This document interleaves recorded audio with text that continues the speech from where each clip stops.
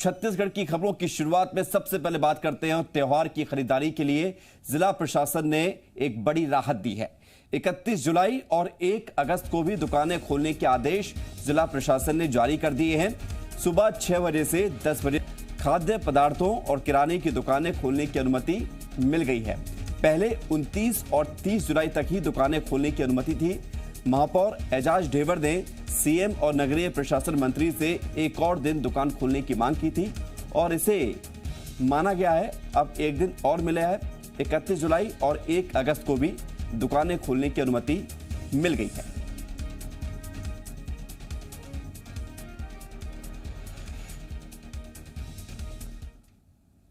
Corona के बढ़ते मामलों पर नेता प्रतिपक्ष धर्मलाल कौशिक ने प्रदेश सरकार पर हमला बोला और कहा कि सरकार का ध्यान कोरोना रोकने पर नहीं बल्कि जलसा करने और भीड़ जुटाने में है। इसलिए लॉकडाउन का कोई फायदा नजर नहीं आ रहा है और मामले बढ़ रहे हैं।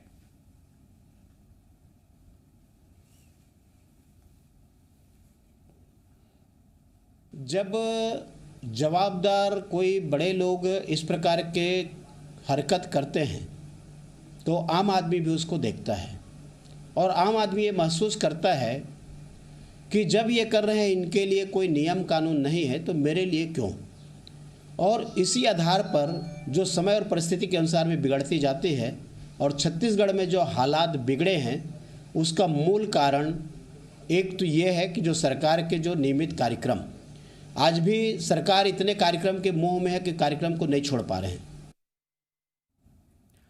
छत्तीसगढ़ में 57 लाख राशन कार्ड पर खाद्यान्न के साथ 1 किलो शक्कर, सैनिटाइजर और मास्क दिए जाने की योजना में पेच फंस गया है। अभी तक इस योजना को केंद्र सरकार ने मंजूरी नहीं दी है। खाद्य मंत्री अमरजीत भगत ने कहा कि केंद्र सरकार को प्रस्ताव भेजा है, अभी मंजूरी का इंतजार है। उन्होंने कहा कि उम्मीद है कि इस योजना को मंजूरी मिल जाएगी। वहीं मामले में बीजेपी का कहना है कि अपनी व्यवस्था के बजाय हर बार प्रदेश की कांग्रेस सरकार केंद्र की तरफ मुंह ताकती है।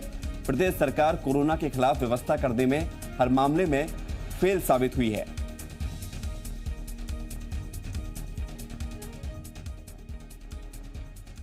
सत्तावन लाख कार्ड प्रचलन में है, जिनको प्रति कार्ड 1 किलो शक्कर निःशुल्क देने के लिए, साथ में सैनिटाइजर और मास्क देने के लिए हमने आग्रह किया है।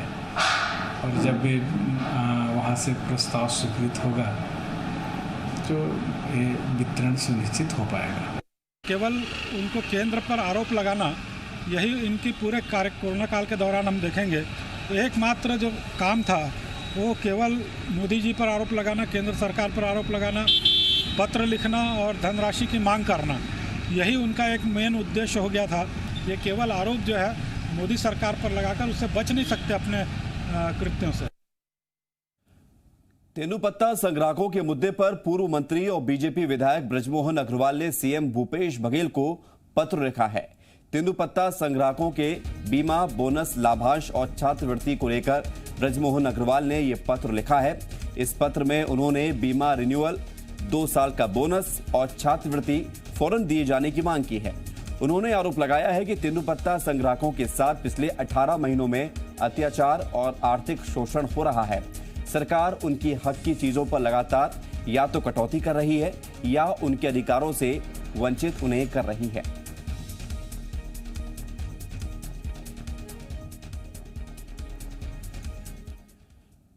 तेंदूपत्ता संग्राहकों को लेकर बृजमोहन अग्रवाल के सीएम बघेल को लिखे गए पत्र पर आरोप प्रत्यारोप का दौर शुरू हो गया है।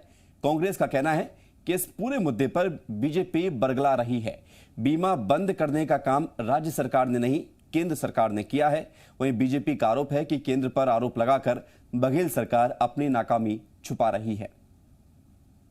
बृजमोहन अग्रवाल सोचते हैं कि एक झूठ को यदि वे बार बार बोलेंगे तो जनता उसे सच मान लेगी, तो उनका यह जो आरएसएस वाला तरीका है वह चलने वाला नहीं है। जनता यह भली भांति जान रही है, तेंदूपत्ता संग्राहक इस बात को जान गए हैं, आदिवासी इस बात को जान गए हैं कि उनका जो बीमा है वह केंद्र की नरेंद्र मोदी की सरकार और LIC के द्वारा बंद किया गया था। और बृजमोहन अग्रवाल जी इस चीज को जान रहे हैं कि यह सरकार ईमानदारी से काम कर रही है, इसीलिए वह इस प्रकार के अनर्गल आरोप लगा के अपनी पार्टी की साथ ये छत्तीसगढ़ प्रदेश मूलतः आदिवासी भाइयों का है और यहाँ विकास की चिंता डॉक्टर रमन सिंह ने आदिवासी भाइयों की थी, पर बेहद अति कर दिया। इनका क्या प्रशासनिक क्षमता भी इस सरकार की खत्म हो गई है कि इनके वन मंडलाधिकारी लिखते हैं कि आदिवासी तेंदुपत्ता संग्राहकों का आप लिस्ट बनाकर भेजें, नहीं तो इनकी बीमा पॉलिसी लैप्स हो जाएगी। उनके जीवन में जो बच्चों को छात्रवृत्ति और पेंशन लाभांश मिलने थे वो सब पर डाका है। ये आदिवासी विरोधी सरकार है, तेंदुपत्ता संग्राहक विरोधी सरकार है। केंद्रीय राज्य मंत्री रेणुका सिंह ने सीएम भूपेश बघेल को पत्र लिखा है और इस पत्र में उन्होंने राज्य सरकार पर पीएम आवास योजना के क्रियान्वयन में सहयोग नहीं करने का आरोप लगाया है। केंद्रीय मंत्री रेणुका सिंह ने इस योजना के लिए राज्य सरकार पर अपने हिस्से की राशि जारी नहीं करने का भी आरोप लगाया है। उन्होंने लिखा है कि साल 2018 और 2019 की राज्य सरकार की तरफ से दी जाने वाली राशि जारी नहीं की गई है। राज्य की ओर से योजना के मद में 1554 करोड़ रुपए देना बाकी है। प्रदेश के वित्तीय कुप्रबंधन का खामियाजा जनता को भुगतना पड़ रहा है।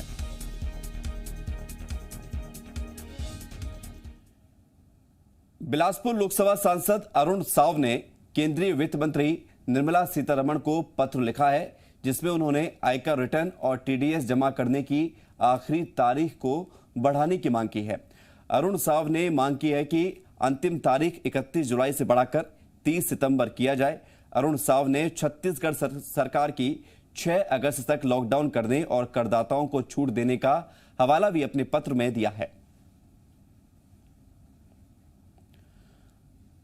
खबर रायपुर से छात्रों के लिए अच्छी खबर है। यूनिवर्सिटी और कॉलेज में परीक्षा और एडमिशन लेने के लिए अब और इंतजार नहीं करना होगा।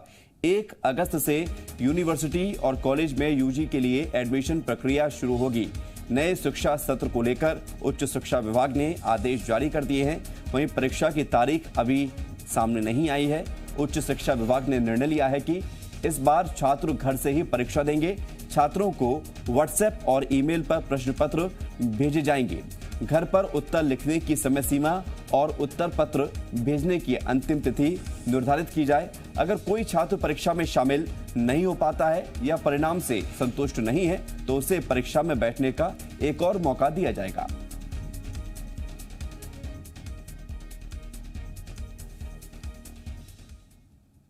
छत्तीसगढ़ में व्यापम ने व्यावसायिक पाठ्यक्रमों में प्रवेश रद्द होने के बाद फीस वापसी की कवायद शुरू कर दी है। दरअसल प्रदेश में पीईटी, पीपीएचटी, पीपीटी और पीएमसीए के साथ प्री बीएड, प्री डीएलएड और पीएटी समेत 11 परीक्षाएं रद्द कर दी थी और इसी को लेकर अब प्रशासन ने चिप्स से डेटा मंगवाया है और इसके बाद परीक्षार्थियों की फीस वापसी की जाएगी और फीस की राशि सीधे आवेदकों के अकाउंट में भेजी जाएगी।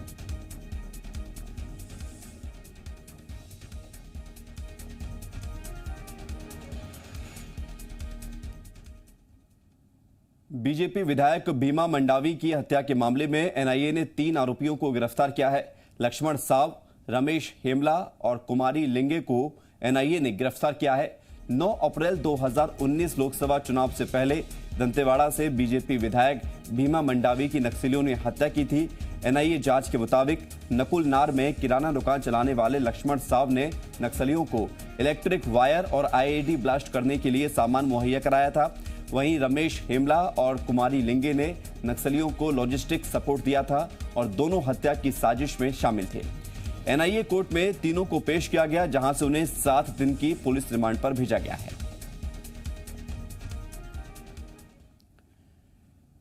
बीजेपी विधायक भीमा मंडावी की हत्या को नेता प्रतिपक्ष धर्मलाल कौशिक ने राजनीतिक साजिश बताया है।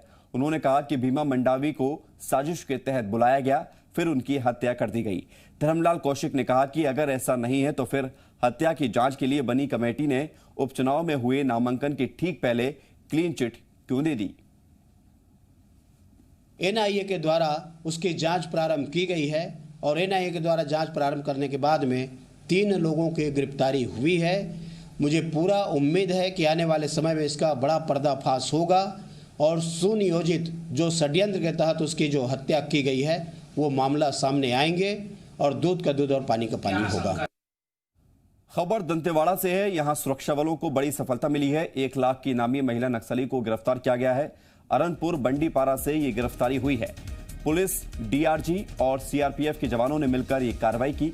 मुखबिरों से सूचना मिली थी कि बंडीपारा में नक्सली शहीदी सप्ताह मना रहे हैं, जिस पर यह कार्रवाई की गई। सुरक्षा बलों को देखकर नक्सली जंगल की तरफ भागे, लेकिन पुलिस ने 1 लाख रुपए की इनामी महिला नक्सली को गिरफ्तार करने में सफलता हासिल की है। महासमुंद पुलिस ने अवैध गांजा तस्करी करने वाले अंतर्राज्यीय गिरोह के 8 सदस्यों और अवैध शराब बनाने वाले गिरोह के 4 सदस्यों को गिरफ्तार किया है। एसपी ने बताया है कि चेकिंग के दौरान पुलिस ने 2 अलग अलग वाहनों से करीब 9 लाख रुपए का 180 किलो गांजा बरामद किया। 8 आरोपी गिरफ्तार हुए। 1 लग्जरी कार समेत 3 गाड़ियां भी जब्त की गई हैं। आरोपी उड़ीसा, दिल्ली, छत्तीसगढ़ के रहने वाले हैं। वहीं सांकरा के जोक नदी से अवैध शराब बनाने वाले 4 आरोपी गिरफ्तार किए गए हैं।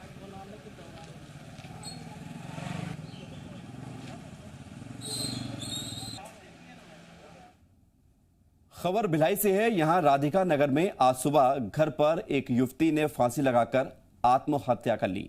युवती की शादी दुबई में तय हुई थी। लॉकडाउन की वजह से विवाह की तारीख बढ़ाकर दिसंबर में की गई। तभी से युवती गुमसुम रहने लगी थी। बुधवार को भी उसने होने वाली पते से बात भी की थी। इसके बाद वो सोने चली गई और सुबह करीब 3 बजे उसने फांसी लगा ली। परिजनों को जब पता चला तब तक उसकी मौत हो चुकी थी। मौके से कोई भी सुसाइड नोट भी नहीं मिला है। मामला दर्ज कर पुलिस मामले की जांच में जुट गई है। राजनांदगांव के कोटरा सरार गांव में शिवनाथ नदी में कूदे युवक का शव बरामद हुआ है। पुलिस ने शव को पोस्टमार्टम के लिए भेज दिया है।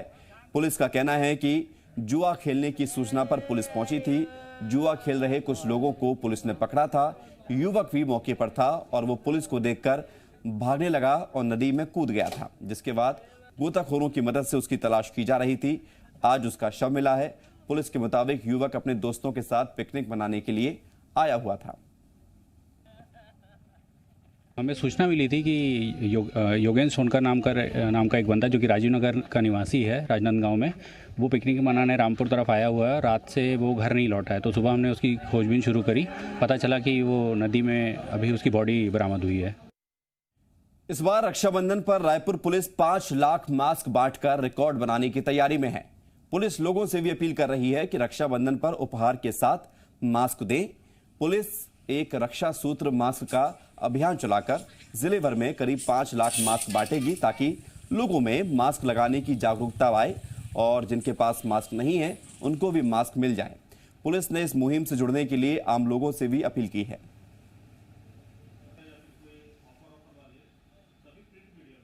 ये एक रिकॉर्ड की तरह हम लोग काम करने जा रहे हैं कि एक दिन में इतनी बड़ी संख्या में एक संगठन द्वारा निश्चित समय में उतनी बड़ी संख्या में मास्क दिया जा रहा है, और साथ साथ इसमें वो काउंटिंग भी हम लोग करेंगे जो इस अभियान में जो लोग प्राइवेटली भी अपना कर रहे हैं और वो हमें बताते हैं, उसको भी हम लोग रिकॉर्ड के रूप में जो देखेंगे। सीएम भूपेश बघेल ने प्रदेश की जनता को संबोधित किया। कोरोना को लेकर सीएम ने प्रदेशवासियों को संदेश दिया। अपने संबोधन में सीएम भूपेश बघेल ने प्रदेश की जनता से सावधानी बरतने की अपील की। उन्होंने कहा कि सभी लोग इस महामारी की गंभीरता को समझें और गाइडलाइंस का पालन करें। प्रिय भाइयों और बहनों, नमस्कार। आज मैं अपने प्रदेश में कोरोना वायरस संक्रमण की स्थिति को लेकर आपके समक्ष आया हूं। छत्तीसगढ़ में कोरोना संक्रमण अन्य राज्यों के मुकाबले में नियंत्रित जरूर है, लेकिन पिछले कुछ दिनों से संक्रमित व्यक्तियों की संख्या में क्रमशः बढ़ोतरी हो रही है। यह सब अनलॉक के दौरान सावधानी और बचाव के उपाय नहीं अपनाने के कारण हुआ। हमें कोरोना संक्रमण को रोकने के लिए शहरों में लॉकडाउन का निर्णय लेना पड़ा। आप इस लॉकडाउन को गंभीरता से लें। लॉकडाउन से लोगों को कठिनाई का सामना करना पड़ता है, लेकिन अगर लोग सुरक्षा और बचाव के लिए नियमों का पालन नहीं करेंगे तो लॉकडाउन की स्थिति से बचा नहीं जा सकता। यह समय मेरे लिए, आपके लिए चिंतित होने, बीमारी से सावधान रहने और बचाव के उपाय को गंभीरता से लेने का समय है। छत्तीसगढ़ में कोरोना पीड़ितों का रिकवरी दर बेहतर है और मृत्यु दर काफ़ी कम है। हम देश के अनेक राज्यों से बेहतर कर रहे हैं। आपके सहयोग से कोरोना संक्रमण से बचाव की दिशा में और बेहतर करेंगे। फिलहाल राज्य में रोजाना 5000 से अधिक सैंपलों की जांच हो रही है।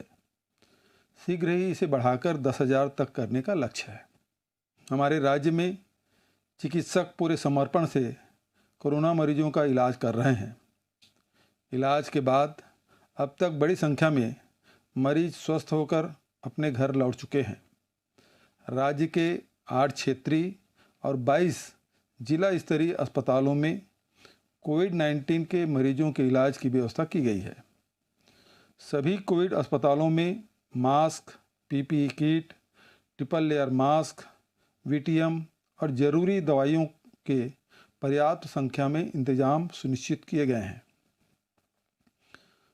मैंने अधिकारियों को ऑक्सीमीटर की उपलब्धता सुनिश्चित करने के बारे में भी निर्देशित किया है। मेरा आपसे आग्रह है कि सभी अनिवार्य रूप से मास्क पहनें, बार बार हाथ धोते रहें, लोगों से दूरी बनाए रखें, भीड़ भाड़ करने से बचें।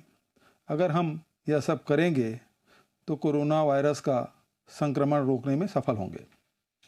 राज्य शासन, हमारे सारे विभाग, चिकित्सक, सफाई कर्मी, पुलिस आदि कोरोना संक्रमण के प्रसार को रोकने और उपचार में लगे हैं। लेकिन अगर आप सावधानी नहीं रखेंगे, बचाव के उपायों का पालन नहीं करेंगे तो फिर कोरोना वायरस संक्रमण की रोकथाम मुश्किल होगी।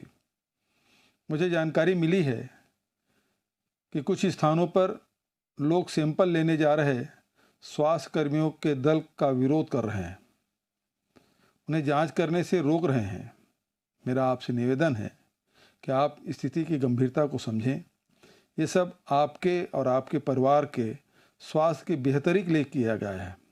हमें स्वास्थ्य कर्मियों का सहयोग करना है। ईद और रक्षाबंधन के पर्व समीप आ रहे हैं। आप सबको इन पर्वों की शुभकामनाएं। पर्व को मनाते समय यह ध्यान रखें कि हम केवल अपने घर, परिवार के लोगों के साथ ही यह पर्व मनाएं। कोरोना से बचाव के लिए ऐसा करना बेहद ज़रूरी है। हमें अपने सामाजिक दायित्व का पालन करते हुए भीड़ भाड़ करने से बचना होगा। मुझे पूरा विश्वास है हम सब स्थिति की गंभीरता को